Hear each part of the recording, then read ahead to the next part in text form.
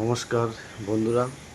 তো মালয়েশিয়া পাম বাগানের মধ্যে যে গরু থাকে, তো এই এই গরুগুলোর কোনো কোনো থাকার আশ্রয় নেই, কোনো গোয়াল ঘর বা কোনো যে ঘর বা কোনো কোনো আশ্রয় এদের নেই। এরা সারাদিন এরা সারাদিন এই পাম বাগানের মধ্যে ঘুরে ঘুরে বেড়ায়, খাওয়া দাওয়া করে। আর রাত্রিবেলায় ওরা এক জায়গায় হয়, এক জায়গায় থাকে। আর সন্ধ্যার সময় যে এদের যে মালিক, সে মালিক ওরা আসে, এসে এক জায়গায় একটা সাজাল বা একটা আগুনের একটা ব্যবস্থা করে দেয়। তো ওরা যে মশা বা মাছির যে আক্রমণ, সে তার থেকে ওরা রক্ষা পাওয়ার জন্য।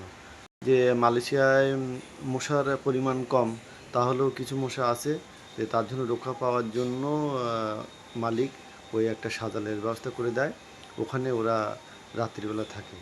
আর এমনি রাত্রি কোনো ওদের কোনো থাকার কোনো আশ্রয় নেই, ফাঁকা জায়গায় ঝড় বৃষ্টি রৌদ্র ওইভাবেই ওরা সারাদিন থাকে, রাত্রিবেলায় ওইভাবেই থাকে। থাকার কোনো ওদের আশ্রয় নেই, এরা ফাঁকা জায়গাতেই থাকে।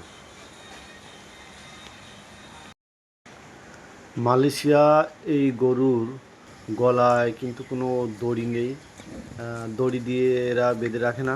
এরা ছেড়ে দেওয়া থাকে, ছাড়া থাকে।